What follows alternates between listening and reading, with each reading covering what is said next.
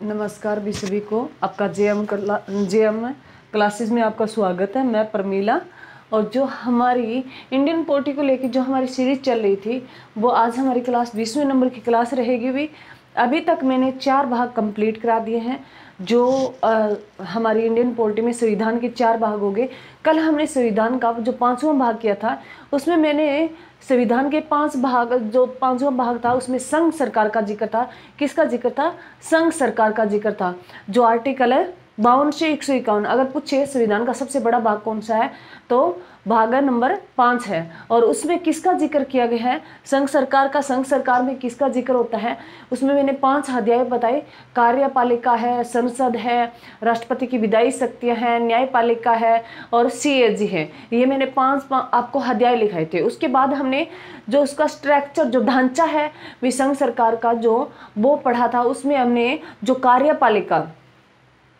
कार्यपालिका, न्याय, विधायी और न्यायपालिका। कार्यपालिका में मैंने बताया था तुम्हें प्रधानमंत्री, मंत्रिपरिषद और राष्ट्रपति और सीएजी महान्यायवादी, ये हम करेंगे। और जो मैंने बताया था विधायी, जो संसद है उसमें हम लोकसभा, राज्यसभा और राष्ट्रपति का जिक्र था। उसके बाद जो न्यायपालिका थी, न्यायपालिका में मैंने सुप्रीम कोर्ट बताया। तो आज जो हमारा टॉपिक रहेगा वो राष्ट्रपति को लेके रहेगा। राष्ट्रपति के जो निर्वाचन से लेके और राष्ट्रपति के महाभियोग तक जो आर्टिकल है 52 से हम 61 पढ़ेंगे। और ये जो मैंने लिख रखा है वो तो आपको मिल ही जाएगा लिखा। इसके साथ मैं आपको करंट अफेयर से जुड़ी जो मान लो चेंज हुए हैं, जैसे अगर राष्ट्रपति है तो वर्तमान में कौन है वो मैं जरूर बताऊंगी। और जो उसके साथ जैसे निर्वाचन हो गया, सुप्रीम कोर्ट का हो गया, तो मुख्य न्यायाधीश कौन है जो अब हाल ही में चुने गए हैं, कौन से नंबर के, वो हो सकता है मैं बोर्ड पे लिखूं, परंतु अगर मैं बोल के भी बताती हूँ तो भी नोट है कर लिया करो भी। और ये करंट में चेंज हुए हैं तो ये ध्यान रखना। ऑथेंटिक जानकारी आपको दूंगी मैं। वीडियो रहेगी 25-30 मिनट की वीडियो रहती है, कोई ज़्यादा नहीं रहेगी। राष्ट्रपति से लेके 52 से 61 आपका कोई क्वेश्चन, इसके साथ आपको और भी क्वेश्चन देखने को मिलेगा। तो हम अपनी क्लास शुरू करते हैं। अभी जय माँ सरस्वती का नाम ले सभी बच्चे। जय माँ सरस्वती का नाम ले सभी बच्चे। आज जो हमारी इंडियन पॉलिटी को लेके हमारी जो क्लास रहेगी वो 21 क्लास रहेगी भी, 21 क्लास रहेगी। तो ये ध्यान रखना भी। और उसके बाद आज जो हमारा टॉपिक रहेगा वो राष्ट्रपति रहेगा भी। राष्ट्रपति जिनका आर्टिकल है 52 से 61 है भी, जिनका वर्णन राष्ट्रपति के बारे में 52 से 61 आर्टिकल है। बहुत बार एग्जाम में पूछा गया है और ये 101% यहाँ से क्वेश्चन बनते हैं भी। और एक बच्चे ने कह रखा था मैडम रेड पेन जो है वो कम दिखाई देता है। मानती हूँ कम दिखाई देता है, परंतु उसके साथ मैं जो बोल रही हूँ वो सुनने की कोशिश करें। अगर मैं सारा ब्लैक से लिख रही हूँ तो सारा ब्लैक हो जाता है, तो मैं चेंज करूँगी पेन। और पेन देखती हूँ मैं कोई और पेन मिलता है भी जो सही अच्छे तरीके से दिखाई दे, वो मैं लेके आऊँगी। अगर मैं रेड पेन से लिख रही हूँ, किसी को अंडरलाइन कर रही हूँ तो कोई दिक्कत नहीं होनी चाहिए। इसके अलावा मैं जो लिख रही हूँ वो मैं साथ बोलती भी हूँ, तो उसको ध्यान से सुन लो भी। तो अब जो हमारा जो मैंने बताया भी जो राष्ट्रपति है इसका जिक्र है, आर्टिकल है ये 52 से 61 है भी। आर्टिकल 52 से 61 राष्ट्रपति का जिक्र है किया गया है। जिसमें हम अगर बात करें भी आर्टिकल 52 में क्या लिखा है? आर्टिकल 52 में लिखा है कि भारत का एक राष्ट्रपति होगा भी। आर्टिकल 52 में क्या लिखा है? इसमें लिखा है कि भारत का एक राष्ट्रपति होगा। और जो भारत का राष्ट्रपति होगा तो ये राष्ट्रपति जो पद है, राष्ट्रपति का जो पद है ये हमने किस देश से लिया है? यूएसए से लिया है भी। राष्ट्रपति का पद हमने किस देश से लिया है? यूएसए से लिया है। ये भी ध्यान रखना, मोस्ट इंपॉर्टेंट है।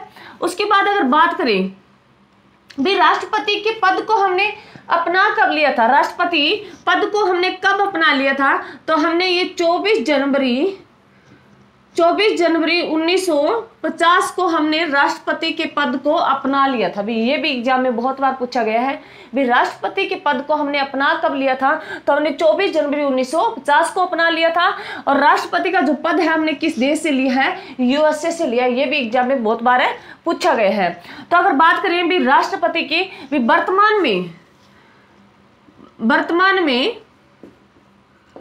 वर्तमान में हमारा प्रेसिडेंट है वो कौन है भी? द्रौपदी मुर्मू है, श्रीमती द्रौपदी मुर्मू भी। द्रौपदी मुर्मू है भी, द्रौपदी मुर्मू है, ये ध्यान रखना।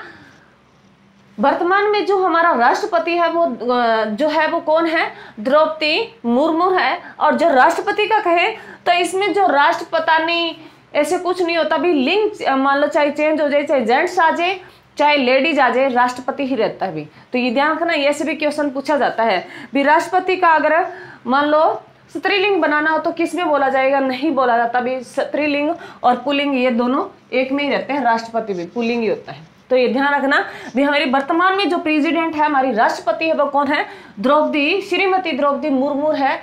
तो ये ध्यान रखना। और ये जो राष्ट्रपति है ये दूसरे नंबर की राष्ट्रपति है। अगर पूछिए भी भारत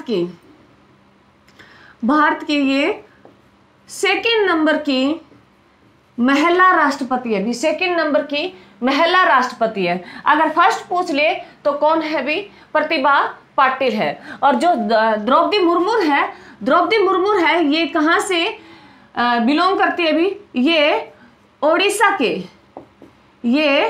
ओडिशा के मयूरभंज से बिलोंग करती है भी, ओडिशा के ये मयूरभंज से बिलोंग करती है, ओडिशा के ये मयूरभंज से बिलोंग करती है। ये भी क्वेश्चन बन सकता है कि भारत की पहली आदिवासी महिला राष्ट्रपति, तो पहली आदिवासी महिला राष्ट्रपति पूछे तो कौन है, द्रौपदी मुर्मू है। सीधा ही पूछ ले पहली महिला राष्ट्रपति तो प्रतिभा पाटिल है, राष्ट्रपति द्रौपदी मुर्मू सेकंड राष्ट्रपति है। आदिवासी पूछ ले तो पहली महिला है भी, ये भी ध्यान रखना भी। जब हम इनके पूरे सारे राष्ट्रपति लिखाऊंगी तब इनके बारे में और भी बताऊंगी। तो ये ध्यान रखना। आर्टिकल 52 में लिखा है कि भारत का एक राष्ट्रपति होगा भी, और राष्ट्रपति का पद है हमने किससे लिया, यूएसए से लिया। 24 जनवरी 1950 को हमने राष्ट्रपति, जो पहला राष्ट्रपति मनोनीत कर लिया था वो किसको कर लिया था भी, डॉक्टर राजेंद्र प्रसाद को कर लिया था। तो ये ध्यान रखना, पहला जो राष्ट्रपति हमने मनोनीत किया था वो डॉक्टर राजेंद्र प्रसाद को किया था। भारत का पहला राष्ट्रपति भी कौन था, डॉक्टर राजेंद्र प्रसाद था। उसके बाद अगर बात करें आर्टिकल 53 भी, आर्टिकल 53 में लिखा है कि भारत के राष्ट्रपति के पास देश की संसद कार्यकारी शक्तियां होगी भी। आर्टिकल 53 में लिखा है कि भारत के राष्ट्रपति के पास देश की संसद कार्यकारी शक्तियां भी किन किन की नियुक्ति राष्ट्रपति करता है। जो मैंने लिखने का काम किया है इसके साथ मैं आपको बहुत सारी बातें बताऊंगी, ध्यान से सुनना और नोट भी करना भी। तो इसमें जो फर्स्ट लिखा है भी मंत्री परिषद है, जैसे विदेश मंत्री होता है, रक्षा मंत्री होता है, गृह मंत्री होता है, वित्त मंत्री होता है, संचार एवं परिवहन मंत्री होता है, रेलवे मंत्री होता है। ये क्या है भी, मंत्री परिषद होते हैं। ये क्या होते हैं, मंत्री परिषद होते हैं।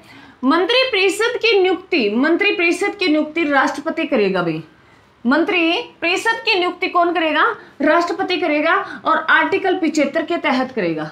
मंत्री परिषद की नियुक्ति कौन करेगा, राष्ट्रपति करेगा। और ये ध्यान रखना, मंत्री परिषद कौन सा, जो मान लो लोकसभा इलेक्शन होते हैं उनमें से जो मंत्री परिषद, जो गृह मंत्री बनाए जाते हैं, विदेश मंत्री बनाए जाते हैं, उनकी नियुक्ति कौन करता है, वो राष्ट्रपति करेगा। आर्टिकल 75 के तहत भी। उसके बाद अगर नेक्स्ट पूछे प्रधानमंत्री की नियुक्ति भी कौन करेगा, राष्ट्रपति करेगा। किस आर्टिकल के तहत है, आर्टिकल 75 के तहत भी। और जो ये जो मंत्री परिषद है इसकी अध्यक्षता कौन करता है, प्रधानमंत्री करता है। दोबारा बता रही हूँ, मंत्री परिषद और प्रधानमंत्री की नियुक्ति राष्ट्रपति करेगा, आर्टिकल 75 के तहत। और इनकी जो मंत्री परिषद की जो अध्यक्षता करने वाला है वो कौन होता है, प्रधानमंत्री होता है। ये यहाँ आ रहे, ये आर्टिकल जो मैंने लिखा रहे ये 2-4 बार आपके रिपीट होंगे तो आपके पक्के हो जाएंगे। तो ध्यान रखना, इन आर्टिकलों को ध्यान से सुनना। जब हम प्रधानमंत्री पढ़ेंगे तब भी आर्टिकल ये आएगा, तब हम उसमें ये कहेंगे भी आर्टिकल 75 तहत लिखा है कि जो प्रधानमंत्री की नियुक्ति राष्ट्रपति करेगा।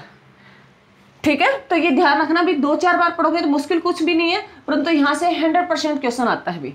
तो अगर बात करें भी हमारा प्रधानमंत्री, वर्तमान में प्रधानमंत्री कौन है भी, वर्तमान में प्रधानमंत्री कौन है भी, आदरणीय श्री नरेंद्र मोदी जी। वर्तमान में प्रधानमंत्री कौन है भी, आदरणीय श्री नरेंद्र मोदी जी है।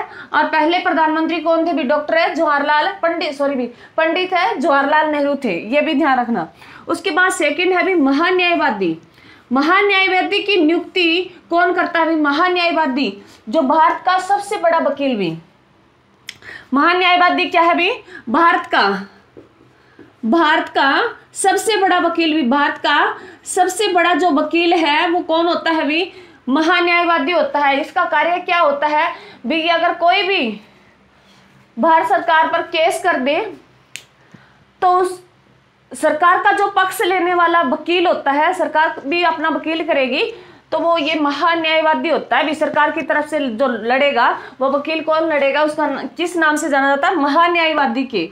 भारत सरकार का सबसे बड़ा वकील है भी महान्यायवादी, जो जिसकी नियुक्ति राष्ट्रपति करता है। आर्टिकल है 76 के तहत भी, 76 के तहत है, इसकी नियुक्ति कौन करेगा? राष्ट्रपति करेगा। अगर वर्तमान में पूछ ले, वर्तमान में भारत का महान्यायवादी कौन है भी? कौन है? आर वेंकट रमणीय भी। आर वेंकट रमणीय है, ये ध्यान रखना, एग्जाम में बहुत बार पूछा जाता है कि महान्यायवादी की नियुक्ति किस आर्टिकल के तहत की जाती है? तो 76 आर्टिकल के तहत की जाती है। किसके द्वारा की जाती है? राष्ट्रपति के द्वारा की जाती है। और वर्तमान में कौन है? आर वेंकट रमणीय है भी। उसके बाद करें भी सुप्रीम कोर्ट के मुख्य न्यायाधीश की नियुक्ति कौन करता है? सुप्रीम कोर्ट के मुख्य न्यायाधीश की नियुक्ति भी कौन करता है? राष्ट्रपति करता है। किस आर्टिकल के तहत? आर्टिकल 124 के तहत भी। सुप्रीम कोर्ट के मुख्य न्यायाधीश की नियुक्ति कौन करता है? सुप्रीम कोर्ट के मुख्य न्यायाधीश की नियुक्ति कौन करता है? राष्ट्रपति करता है। एग्जाम में क्वेश्चन आ सकता है। और किस आर्टिकल के तहत करता है? 124 के तहत। अगर सुप्रीम कोर्ट का जिक्र करें तो सुप्रीम कोर्ट भी अगर देखें तो आर्टिकल है 124 में सुप्रीम कोर्ट के बारे में जिक्र किया गया है, ये भी ध्यान रखना। उसके बाद अगर करें भी वर्तमान में मुख्य न्यायाधीश प्रेजेंट में मुख्य न्यायाधीश कौन है भी? जो हाल ही में चुने गए हैं 51वें नंबर के, जो संजीव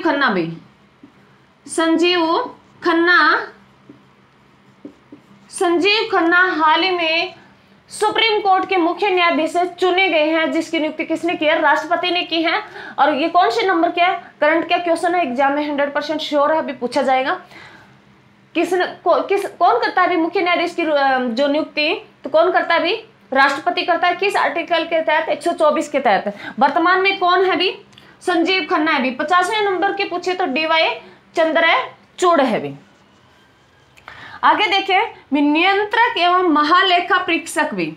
नियंत्रक एवं महालेखा परीक्षक भी कल मैंने बताया भी CAG जो कंप्यूटर जो एडिटर जनरल जो होता है अभी भारत का जो लेखा जोखा रखता है वो सबसे बड़ा जो CAG होता है उसकी नियुक्ति राष्ट्रपति करेगा। किस आर्टिकल के तहत है?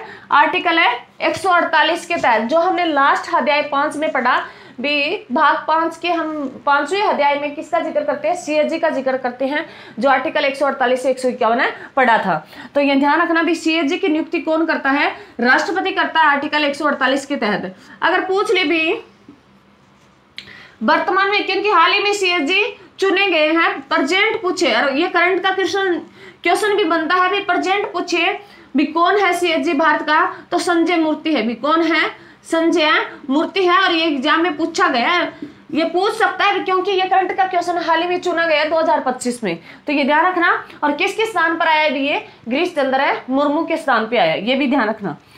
ये सारे के सारे आर्टिकल दोबारा आएंगे तब इनका हम डीपली अध्ययन करेंगे। आज तो हमें इतना ही बताना है कि इसकी किन किन की नियुक्ति राष्ट्रपति करता है। आज हमारा मेन मकसद है वो राष्ट्रपति से संबंधित है। उसके बाद अगर बात करें राज्यों में राज्यपाल की नियुक्ति भी कौन करता है? राष्ट्रपति करता है। आर्टिकल है 155 के तहत भी। आर्टिकल है 155 के तहत। उसके बाद अगर बात करें हाई कोर्ट के न्यायाधीशों की नियुक्ति भी कौन करता है? राष्ट्रपति करता है। आर्टिकल है 217 के तहत। आर्टिकल है 217 के तहत भी। और 214 है उसमें किसका जिक्र है भी? हाई कोर्ट का जिक्र है। उसके बाद अगर पूछिए भी अंतरराज्यीय परिषद की नियुक्ति भी कौन करता है? आर्टिकल है 263 के तहत कौन करता है भी? राष्ट्रपति करता है। अंतर्राज्यीय जो राजदूत वगैरह हमें मान लो एक देश से दूसरे देश में हमारे जो भारत के राजदूत होते हैं, उन देशों के हमारे देश में राजदूत होते हैं, तो उनकी नियुक्ति भी कौन करता है? हमारे देश जैसे यूएसए में हमारा राजदूत जो है भेजना है, तो उसकी नियुक्ति कौन करेगा? राष्ट्रपति करेगा। किस आर्टिकल के तहत? 263 के तहत। वित्त आयोग की नियुक्ति भी, वित्त आयोग की नियुक्ति पूछे तो कौन करता है? राष्ट्रपति करता है। आर्टिकल है 280 भी, आर्टिकल है 280 जो मोस्ट इंपोर्टेंट है, क्योंकि ये क्वेश्चन बनने की बहुत संभावना है। वित्त आयोग का बहुत बार पूछा गया है किस आर्टिकल में जिक्र है, 280 में है। और वित्त आयोग की नियुक्ति कौन करता है? अध्यक्ष की नियुक्ति जो करता है वो राष्ट्रपति करता है। और ये क्योंकि हाल ही में अब जो वित्त आयोग चल रहा है वो 15वें नंबर का चल रहा है, और अब हाल ही में 16वें वित्त आयोग की नियुक्ति 16वें वित्त आयोग की नियुक्ति की गई है। अभी 16वें वित्त आयोग की नियुक्ति की गई है। 16वें वित्त आयोग के अध्यक्ष जो है कौन है भी, जो जिनकी हाल ही में नियुक्ति की गई है वो है भी अरविंद पंगड़िया। अरविंद पंगड़िया है भी, अरविंद पंगड़िया है जिनके 16वें वित्त आयोग के अध्यक्ष की नियुक्ति की गई है। और ये एग्जाम में क्वेश्चन पूछ सकता है भी, 100% श्योर, क्योंकि ये करंट का क्वेश्चन बनता है। हाल ही में 16वें वित्त आयोग के अध्यक्ष चुन लिए गए हैं। किसको चुना है? अरविंद पंगड़िया को। कौन चुनता है? राष्ट्रपति चुनता है। किस आर्टिकल के तहत? 280 के तहत। और अरविंद पंगड़िया नीति आयोग के पहले उपाध्यक्ष रह चुके हैं भी। उसके बाद अगर बात करें संघ लोक सेवा आयोग जो यूपीएससी है, उनकी नियुक्ति जो कौन करता है? राष्ट्रपति करता है। आर्टिकल है 315 के तहत। उसके बाद अगर भाषा आयोग के मुख्य अध्यक्ष की नियुक्ति पूछे तो कौन करता है? राष्ट्रपति करता है। आर्टिकल है 343 में। उसके अगर बात करें भी निर्वाचन आयोग की नियुक्ति कौन करता है? वो भी कौन करता है? राष्ट्रपति करता है। और आर्टिकल पूछे, आर्टिकल है 324 भी, आर्टिकल पूछे तो कितना भी? 324। ये भी एग्जाम में क्वेश्चन है, पूछ सकता है भी। निर्वाचन आयोग का अगर पूछे भी किस आर्टिकल के तहत जिक्र है तो 324 के तहत है। और निर्वाचन आयोग के मुख्य जो अध्यक्ष होता है उसकी नियुक्ति कौन करता है? राष्ट्रपति करता है। और हाल ही में करंट में भी 2025 में निर्वाचन आयोग के जो मुख्य अध्यक्ष है वो चुने गए हैं। किनको चुना है भी? लिखे भी, वर्तमान में निर्वाचन आयोग के अध्यक्ष है भी, जिनको ज्ञानेश कुमार को चुना गया भी। ज्ञानेश कुमार को वर्तमान में निर्वाचन आयोग के अध्यक्ष से चुना गया है। जो निर्वाचन आयोग में जो ये इलेक्शन वगैरह होता है उनकी कमेटी जो होती है, उस आयोग की स्थापना कौन करता है? राष्ट्रपति करता है। और उनके अध्यक्ष की नियुक्ति हाल ही में जो उनके अध्यक्ष नए आए हैं भी ज्ञानेश कुमार, जिसकी नियुक्ति किसने की है? राष्ट्रपति ने की है। और अगर बात करें किस आर्टिकल के तहत? 324 के तहत। उसके बाद अगर बात करें तो ये हमारे आर्टिकल, मानती हूँ आर्टिकल सीधा पूछ सकता है, परंतु यहाँ मैंने ये लिखी क्यों है? ताकि इसको हम दोबारा पढ़ेंगे तो आपको याद हो जाएगी भी राष्ट्रपति है वो किन किन की नियुक्ति किस किस आर्टिकल के तहत करता है। एग्जाम में बहुत बार पूछा जाता है, तो ये ध्यान रखना। आर्टिकल 52 में लिखा है भारत का एक राष्ट्रपति होगा। 53 में लिखा है राष्ट्रपति की संसद कार्यकारी शक्तियां, जो मैंने आपको लिखाने का काम किया है। और ये जो मैंने क्वेश्चन लिखे हैं ना, ये जो करंट में हाल ही में चेंज किए गए वो लिखे हैं, सारे मैंने आर्टिकल लिखने का काम किया। उसके बाद अगर बात करें आर्टिकल 54 में लिखा है भी राष्ट्रपति के जो निर्वाचन मंडल प्रक्रिया, राष्ट्रपति का निर्वाचन मंडल है भी, राष्ट्रपति के जो पद के लिए जो वोट डाले जाएंगे उसमें कौन कौन भाग लेंगे। राष्ट्रपति जो आर्टिकल 54 में लिखा है राष्ट्रपति का निर्वाचन मंडल भी सीधा ही पूछता है भी एग्जाम में, जो राष्ट्रपति का निर्वाचन मंडल है वो कौन से आर्टिकल में जिक्र है? आर्टिकल है 54 में जिक्र है भी, जिसमें कौन कौन भाग लेंगे? लोकसभा के निर्वाचित सदस्य और राज्यसभा के निर्वाचित सदस्य। लोकसभा में जैसे 343 जो 543 जो सदस्य है वो भाग लेंगे। राज्यसभा में जैसे 245 है वो सदस्य भाग लेंगे। उसके बाद जो लिखा है मैंने इधर, दिल्ली और पुडुचेरी समेत सभी राज्यों की विधानसभा में निर्वाचित सदस्य भाग लेंगे। तो ये ध्यान रखना, मोस्ट इंपॉर्टेंट है, यहाँ से क्वेश्चन बनता ही बनता है भी। स्टेटमेंट वाले क्वेश्चन आते हैं तो इन्हीं से आते हैं। अगर पूछे राष्ट्रपति का निर्वाचन मंडल है वो किस देश से लिया, तो किस देश से लिया? आयरलैंड से लिया। निर्वाचन प्रक्रिया है वो हमने यूएसए से ली। राष्ट्रपति के निर्वाचन मंडल की जो प्रक्रिया है वो हमने कहाँ से ली? आयरलैंड से ली। निर्वाचन मंडल जो लिया वो हमने आयरलैंड से लिया, और निर्वाचन प्रक्रिया ली वो हमने यूएसए से ली। तो मैंने मंडल जो आर्टिकल 54 में वर्णन है, मंडल में कौन कौन भाग लेंगे भी, जो राष्ट्रपति चुनने के लिए कौन कौन वोट डालेंगे, लोकसभा में जितने मेंबर चुने गए हैं वो वोट डालेंगे, राज्यसभा में जितने मेंबर है निर्वाचित है वो वोट डालेंगे। उसके साथ दिल्ली और पुडुचेरी की विधानसभा, क्योंकि पहले 2 ही यूटी में विधानसभा थी, दिल्ली और पुडुचेरी में थी, अब वर्तमान में जम्मू में है। आगे जब 2026 में ये चेंज किए जाएंगे तब उनके साथ है, हो सकता है जम्मू को भी इंक्लूड कर लें। तो अभी ध्यान रखना है भी किस किस को अभी तक कौन सी 2 पूछ सकता है, भाई यूटी है, कौन सी 2 यूटी की विधानसभा शामिल होती है, तो ये भी क्वेश्चन बनता है भी किन 2 यूटियों में विधानसभा है, पुडुचेरी में है, दिल्ली में है। मैंने बोल दिया भी जम्मू कश्मीर में है, परंतु इसको अभी तक इंक्लूड नहीं किया गया क्योंकि अभी बना है जम्मू कश्मीर यूटी, और उसको हाल ही में अब आगे 2026 में जब ये चेंज किए जाएंगे तब उनको साथ में इंक्लूड कर। उसके साथ सभी राज्यों के विधानसभा के जो मेंबर चुने गए हैं वो सारे के सारे राष्ट्रपति के पद के लिए अपना वोट डालेंगे। तो ये ध्यान रखना, लोकसभा के सारे निर्वाचित मेंबर, निर्वाचित जो चुने गए हैं, राज्यसभा के सारे मेंबर, जैसे राज्यसभा में 12 मेंबर जो मनोनीत किए जाते हैं वो भाग है राष्ट्रपति के निर्वाचन मंडल में भाग है नहीं लेंगे। सिर्फ मैंने निर्वाचित बोला है, मनोनीत नहीं बोला। ये भी क्वेश्चन आपको ऐसे ऐसे क्वेश्चन पूछ लेता है ताकि आप बच्चा अटक जाए। तो ये ध्यान रखना, सारे के सारे मेंबर वो भाग लेंगे राष्ट्रपति के निर्वाचन मंडल में जो निर्वाचित किए गए हैं, ना कि मनोनीत किए गए हैं।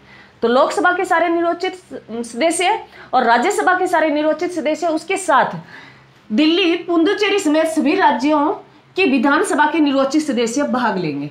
क्लियर में? उसके बाद अगर बात करें आर्टिकल 55 की, आर्टिकल 55 में लिखा है भी राष्ट्रपति के निर्वाचन प्रक्रिया का जिक्र है। आर्टिकल 55 में किसका जिक्र है? राष्ट्रपति के निर्वाचन प्रक्रिया का जिक्र है भी, राष्ट्रपति के निर्वाचन प्रक्रिया का जिक्र है। जिस निर्वाचन जो प्रक्रिया है वो हमने किस देश से ली? यूएसए से ली भी। किससे ली? यूएसए से ली। और निर्वाचन मंडल किससे लिया? आयरलैंड से लिया। ये भी ध्यान रखना, जो मैंने आपको लिखवा दिया है भी किस किस देश से हमने क्या क्या अपनाया। उसके बाद ये करें भी निर्वाचन प्रक्रिया है, उसमें क्या होगा? अप्रत्यक्ष मतदान प्रणाली होगी। अप्रत्यक्ष मतदान प्रणाली होगी। अप्रत्यक्ष क्या होता है? जो जनता द्वारा चुना जाए वो प्रत्यक्ष होता है, और जो जनता के द्वारा चुने गए लोगों द्वारा अन्य व्यक्ति चुना जाए उसे अप्रत्यक्ष कहते हैं। मैं दोबारा रिपीट कर रही हूँ, जो जनता के द्वारा, जैसे हम अगर बात करें भी, जैसे हमारा एमएलए एमपी होता है वो जनता के द्वारा चुने जाते हैं, तो वो क्या हो गया भी? प्रत्यक्ष मतदान प्रणाली होगी। अब उन्हीं एमएलए एमपी द्वारा अन्य किसी व्यक्ति, जैसे राष्ट्रपति को चुना जाएगा, वो कैसी मतदान प्रणाली होगी? वो अप्रत्यक्ष मतदान प्रणाली होगी। ये भी ध्यान रखना। एकल संक्रमणीय मत पद्धति भी, एकल संक्रमणीय मत पद्धति भी, अगर एक बार वोट डाल दिया है, अगर वोटों की अधिकता मतलब हो जाती है तो दोबारा हम वोट नहीं डाल सकते भी। ये भी ध्यान रखना। उसके बाद अगर बात करें भी आर्टिकल 56 में लिखा है भी राष्ट्रपति का कार्यकाल, भी राष्ट्रपति कितने साल तक अपने पद पर रह सकता है? वो 5 साल तक रह सकता है भी। राष्ट्रपति अपने एक बार अगर राष्ट्रपति बन जाता है तो वो 5 साल तक रह सकता है। वो अलग बात है बीच में कोई महाभियोग लाया जाए तो उसको हटाया जा सकता है, परंतु उनका कार्यकाल होता है वो कितने साल का होता है? 5 साल का होता है। उसके बाद अगर बात करें आर्टिकल 57 भी, आर्टिकल 57 में लिखा है राष्ट्रपति का पुनर्निर्वाचन भी, राष्ट्रपति की जो दोबारा राष्ट्रपति बनने के लिए जो पुनर्निर्वाचन जो प्रक्रिया है वो आर्टिकल 57 में जिक्र है। आर्टिकल 58 की बात करें, राष्ट्रपति बनने की योग्यता भी, राष्ट्रपति बनने के लिए क्या क्या योग्यता चाहिए, तो इसमें फर्स्ट लिखी है भी भारत का नागरिक हो। जो राष्ट्रपति बनने का इच्छुक है वो भारत का नागरिक होना चाहिए। निर्वाचन मंडल में जिनको खड़ा किया जाएगा वो भारत का नागरिक होना चाहिए। 35 वर्ष की आयु पूरी कर चुका हो, 35 वर्ष की आयु पूरी कर चुका हो, 35 वर्ष का होना ही चाहिए भी राष्ट्रपति बनने के लिए। और वह किसी भी लाभ के पद पर ना हो, वह किसी भी लाभ के पद पर ना हो भी, ना एमएलए हो ना एमपी हो जब राष्ट्रपति बनता है। वह चाहे कोई अन्य लाभ हो भी, वह लोकसभा का सदस्य बनने की योग्यता रखता हो। ध्यान से सुने, एग्जाम में पूछा गया है भी, राष्ट्रपति बनने के लिए जो योग्यता होनी चाहिए वो कौन कौन सी होनी चाहिए। भारत का नागरिक होना चाहिए और 35 वर्ष पूरी कर चुका हो, 35 साल का होना ही होना चाहिए। उसके बाद अगर बात करें तो वह किसी लाभ के पद पर ना हो, मतलब कोई एमएलए एमपी कोई अन्य पद पर है ना हो भी, उनको पेंशन ना मिलती, पैसे ना मिलते हो। उसके बाद अगर बात करें भी, वह लोकसभा का मेंबर बनने की योग्यता रखता हो। लोकसभा अब जब हम पढ़ेंगे तो उसमें बताऊंगी भी लोकसभा मेंबर बनने के लिए क्या क्या योग्यता होनी चाहिए, उस योग्यता को वो क्वालिफाई करता हो। तो ये ध्यान रखना, राष्ट्रपति भारत का नागरिक हो, 35 वर्ष पूरी कर चुका हो, लाभ के पद पर ना हो और लोकसभा का सदस्य बनने की योग्यता रखता हो। तो ये ध्यान रखना, जो आर्टिकल हम 58 में राष्ट्रपति पद की योग्यता का जिक्र किया गया। उसके बाद अगर बात करें आर्टिकल 59 भी, इसमें लिखा है राष्ट्रपति का कार्यालय। राष्ट्रपति का कार्यालय से मतलब है यहाँ भी जो राष्ट्रपति है लाभ का पद है वही जिक्र आएगा यहाँ। जो लाभ का पद है भी वो कोई मान लो विधायक ना हो, किसी का विधायक ना हो, ना एमएलए हो, ना एमपी हो, जब वो राष्ट्रपति का पद पर हो।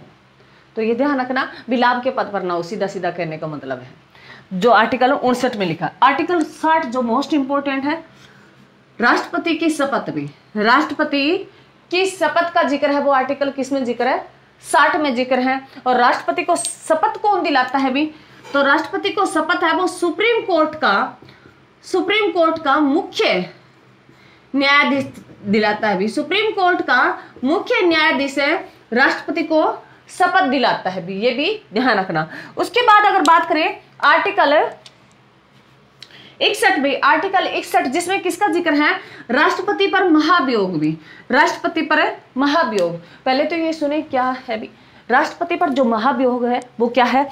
अगर बात करें राष्ट्रपति महाभियोग की, तो महाभियोग है, हमने ये महाभियोग जो शब्द है ये हमने कहां से लिया, यूएसए से लिया भी।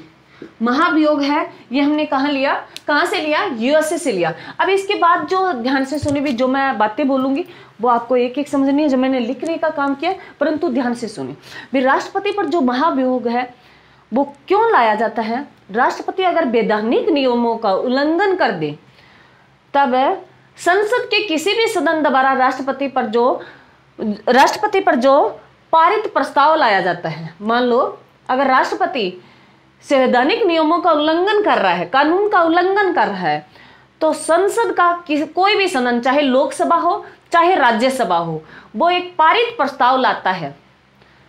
उसी पारित प्रस्ताव को हम महाभियोग कहते हैं। और इस महाभियोग लाने से पहले राष्ट्रपति को जो सूचित करना होता है, कम से कम 14 दिन पहले राष्ट्रपति को सूचना देनी होगी कि आपके ऊपर ये महाभियोग लाया जा रहा है, क्या क्या आपने उल्लंघन किया है, वो सारी बातें उसमें लिखी होगी पारित प्रस्ताव में, जिसे महाभियोग बोला गया है। तो ये एग्जाम में क्वेश्चन आता है भी राष्ट्रपति को जो महाभियोग लाया जाता है वो कितने दिन पहले सूचना देनी होती है, कम से कम 14 दिन पहले देनी होती है भी। उसके बाद जो अगर महाभियोग राष्ट्रपति को सौंपा जाता है, वो पारित प्रस्ताव भी आप पे ये आपने उल्लंघन किया है इसलिए आपको ये पारित प्रस्ताव किया गया है, तो उस पे अगर जो कोई भी सदन जैसे लोकसभा लेके आया तो लोकसभा के 1/4 सिग्नेचर होने चाहिए भी। लोकसभा में जो मेंबर हैं 543 है, तो उनके 1/4 उस पे साइन होने जरूरी है जब राष्ट्रपति को पारित है प्रस्ताव कम से कम 14 दिन पहले दिया जाता है, तो ये ध्यान रखना। उसके बाद है भी जब ये जो महाभियोग है ये जब अगर पारित हो जाता है तो उसके द्वारा जो किस बहुमत से ये पारित होगा, 2/3 दोनों सदनों में पारित होगा। दोनों सदनों को मिलाकर जब 2/3 मतलब है, कहने का मतलब 1/4 सिग्नेचर में भी 4 लोग हैं, उस पर 1 का साइन होना ही चाहिए। और जब बहुमत किस बहुमत से ये पारित किया जाएगा, 2/3 से भी 3 लोग हैं उसमें 2 के साइन होने ही होने चाहिए। तो राष्ट्रपति के पद जो महाभियोग लाया जाएगा, हटाया जाएगा, तो दोनों सदनों के 2/3 मेंबर का सिग्नेचर होना चाहिए। और अगर दोनों बहुमत से पास हो जाता है तो राष्ट्रपति को अपना पद छोड़ना पड़ेगा। तो ये मैंने लिखने का काम किया है, पढ़ लेना। मैंने सारी बातें वो लिखी है, मैं एक बार पढ़ के बता देती हूँ मैंने क्या क्या लिखा। राष्ट्रपति पर महाभियोग, महाभियोग का कंसेप्ट हमने किससे लिया, यूएसए से लिया। किससे लिया, यूएसए से लिया, जो आर्टिकल 61 में जिक्र है। इसमें राष्ट्रपति संवैधानिक नियमों का उल्लंघन कर दे तब महाभियोग लाया जाता है। संसद के किसी भी सदन द्वारा पारित प्रस्ताव लाया जा सकता है, कोई हो, चाहे लोकसभा हो चाहे राज्यसभा। उसके बाद अगर बात करें भी राष्ट्रपति को जो महाभियोग लाया गया है वो राष्ट्रपति को लिखित में कम से कम 14 दिन पहले सूचित करना होगा, भी सूचित करना होगा। और सदन में वो जो सदन है, चाहे वो लोकसभा है चाहे राज्यसभा है, उसके 1/4 हस्ताक्षर होने चाहिए भी उस प्रस्ताव पर है, उस सदन के 1/4 सिग्नेचर होने चाहिए। 1/4 का मतलब है भी 4 लोगों में से एक के साइन होने चाहिए। उसके बाद अगर बात करें भी राष्ट्रपति का, मैंने प्रेसिडेंट लिखा, पी से डी नोट किया, राष्ट्रपति का महाभियोग प्रस्ताव दोनों सदनों में 2/3 बहुमत से पास होने पर राष्ट्रपति को पद छोड़ना होगा भी। अगर दोनों सदनों में जो प्रस्ताव लाया गया है, लोकसभा लाएगा तो राज्यसभा में वो प्रस्ताव जाएगा, दोनों सदनों में वो प्रस्ताव 2/3 बहुमत से पास हो जाता है तो राष्ट्रपति को क्या होगा, अपना पद छोड़ना होगा।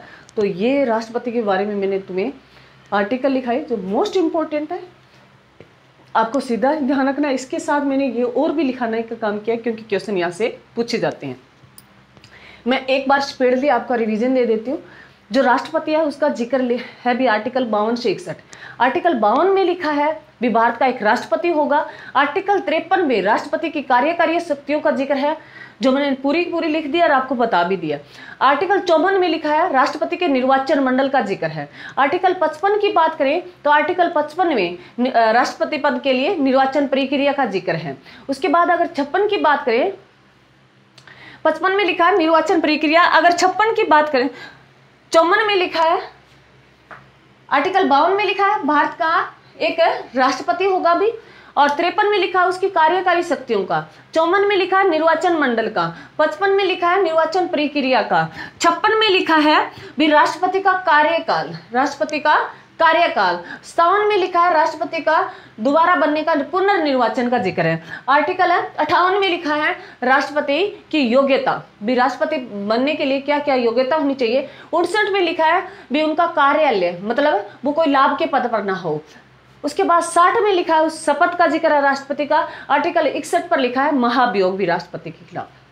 तो ये सारे के सारे एग्जाम में पूछे जाते हैं। इनके साथ मैंने आपको बहुत सारी चीजें लिखने का भी काम किया है। इसको 2-4 बार पढ़ोगे तो मुश्किल कुछ भी नहीं है, यहाँ से 100% क्वेश्चन पूछे जाएंगे। हो सकता है राष्ट्रपति से संबंधित एक वीडियो और आए, पर 2 वीडियो और आएगी भी, तब राष्ट्रपति उसकी कार्यकारी सैन्य शक्तियाँ, विधायी शक्तियाँ और जैसे अन्य जैसे आपातकाल है वो उनका जिक्र किया जाएगा। फिर सारे के सारे आपको स्टार्टिंग से लेकर जितने राष्ट्रपति हों उनके सारे बारे में बताया जाएगा। भी पहला दलित राष्ट्रपति, पहला मुस्लिम राष्ट्रपति, पहला राष्ट्रपति जिनकी पद पर रहते हुए मृत्यु हो गई थी, वो सारे इकट्ठे। तो 2 वीडियो हो रहा है ये राष्ट्रपति से संबंधित। ये मैंने लिखा है, इसका मैंने कुछ बोल के बातें बताई है, वो भी नोट कर लिया करो। मोस्ट इंपॉर्टेंट है, यहाँ से क्वेश्चन आएगा भी। तो ये हमारी क्लास थी। मेरे चैनल को ज़्यादा से ज़्यादा शेयर करें, लाइक कमेंट जरूर करें। थैंक यू भी। नमस्कार, जय हिंद, जय भारत।